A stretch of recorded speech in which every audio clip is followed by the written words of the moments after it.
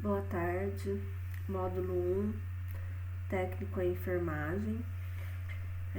Vamos dar prosseguimento à nossa matéria, prosseguimento às últimas videoaulas.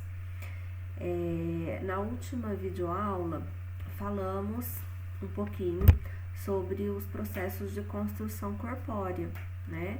Então, falamos das 4 divisões corpóreas, né? Que são os antímeros, né, a antimeria, os metâmeros, né, a metameria, os paquímeros, que é a paquimeria, e a estratimeria. Então, falamos dessas 4 divisões, né, e agora a gente vai dar prosseguimento falando um pouquinho das características do organismo vivo, né, do ser humano, tá bom?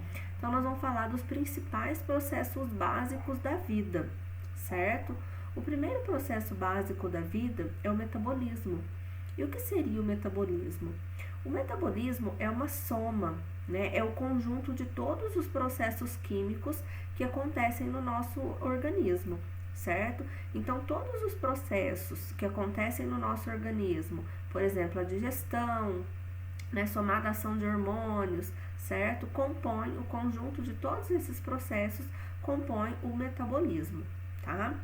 O segundo processo básico de um ser humano é um fenômeno chamado de responsividade, certo?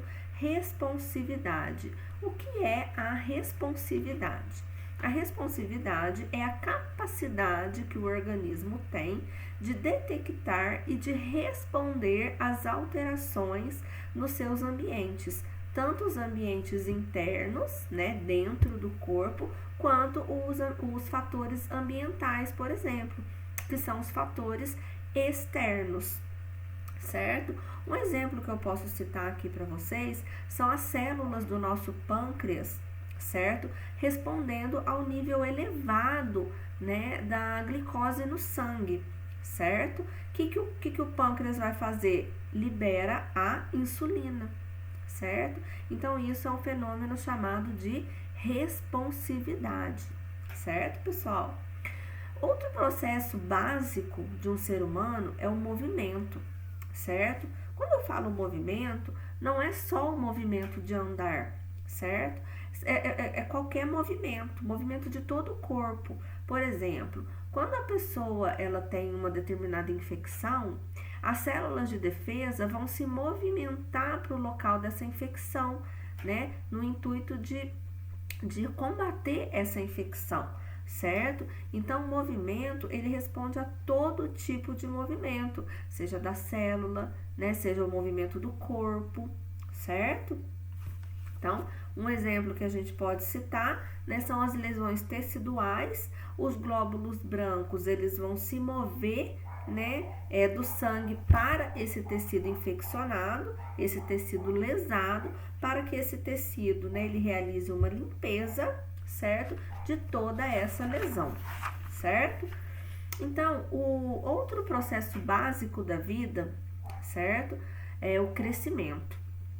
Certo? O crescimento é o aumento dos tecidos corporais resultante do aumento das células, certo? Um exemplo que a gente pode citar de crescimento é o crescimento do osso, né? A criança nasce e esse osso ele vai crescer para gerar o corpo do adulto, certo? Outro processo básico da vida é a diferenciação, certo? A diferenciação é o estado pelo qual a célula se desenvolve de um tecido não especializado para um tecido especializado, certo?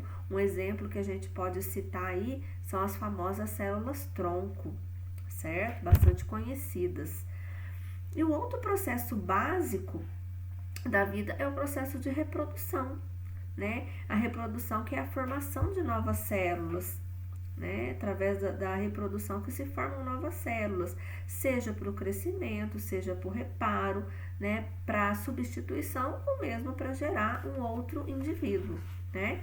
Então, pessoal, são 6 processos básicos da vida, né? Do ser humano, que é o metabolismo, a responsividade, certo?